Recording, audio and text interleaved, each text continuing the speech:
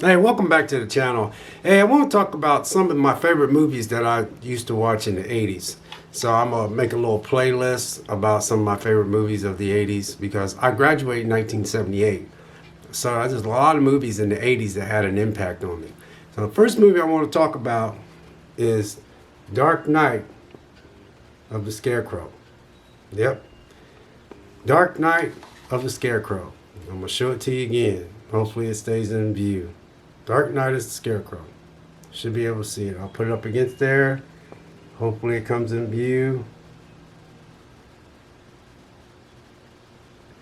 Yep. Anyway, man, this was one of my favorite movies, man, of the 80s. Now, I got a lot more I'm going to talk about, but these are going to be some very short videos because I just need to start uploading stuff.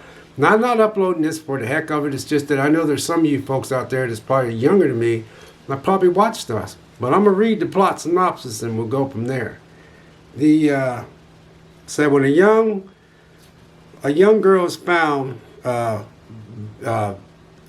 viciously mauled, all hell breaks loose in a small town, and this postmaster and his buddies, I'm just gonna say, leads a gang to pursue the suspect, and it's this guy. He's a little slow, okay, and his mom takes care of him because he's kind of slow, and the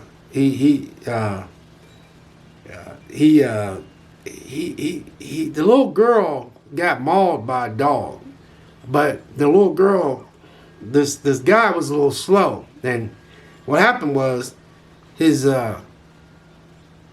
she was around him when she got mauled by this dog, but this postmaster, which was played by Charles Durning,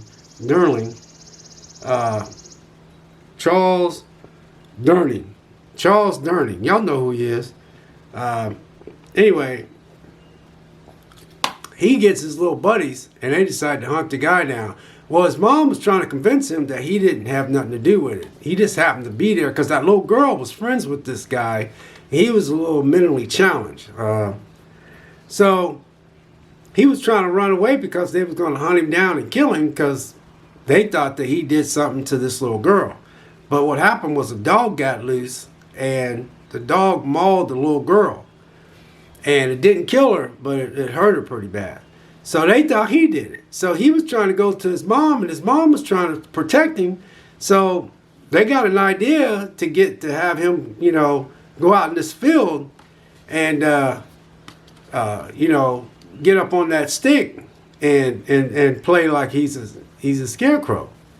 And so I remember the first time I watched this, and I graduated in 78. I remember, you got to understand, back in the 80s, movies were made just a lot differently. You didn't have all the technology you have today. Like, if they remake this now, they probably throw a bunch of hot chicks in there with tits and ass and all that stuff and just make it, boom, just stupid. Now, pardon my French, but I'm just saying that I just don't think they'll be able to capture the magic of what this movie did. And this is not going to be very long. But anyway, I remember the first time I watched this, man. So I was like, well, at first they was trying to find him. They couldn't find him. And his mom was trying to talk, this postmaster and his buddies. I call them a bunch of idiots.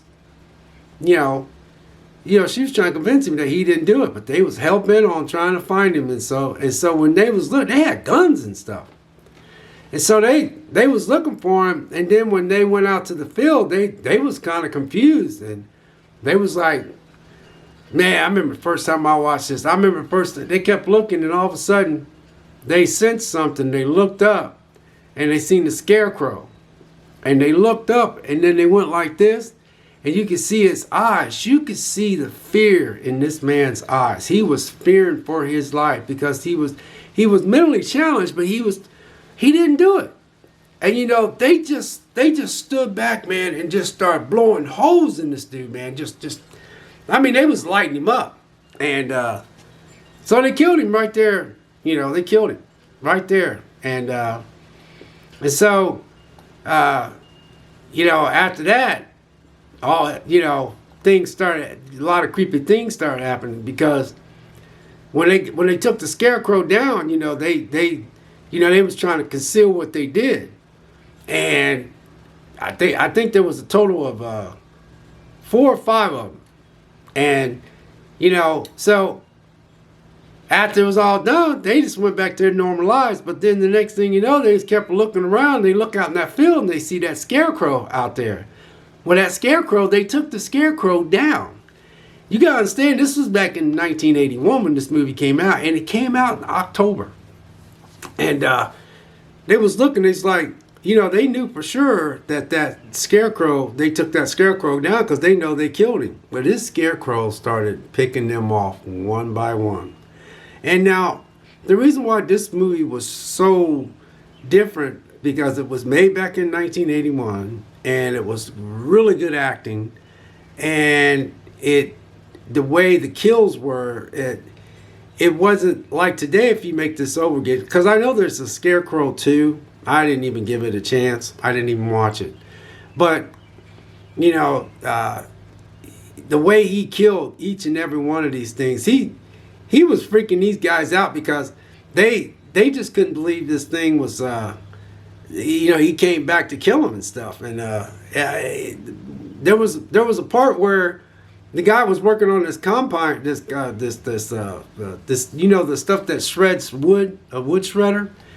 And so he was working on this wood shredder, and this wood shredder, and this ScareCrow put him in that thing, and he just went through that thing, and it didn't show the blood guts, but it kind of showed, you know, stuff coming out, because you gotta understand this was made back in 1981. Then there's one where he was, you know, the ScareCrow was in this big combine, you know, them big old combines that's out there in the field that got those little blades that cut the corn down and stuff. One of them ran over a guy there, and I forgot how he killed everybody else, but, you know, at the end of this movie, this little girl, you know, she ended up surviving. And it showed him walking up to her, and she had a little rose, and then she turned around, and he turned around, and she gave him the little rose. But man, anyway, you guys, I don't want this to be a very long, but this movie came out in 1981, and it's one of my favorite ones, Night of the ScareCrow.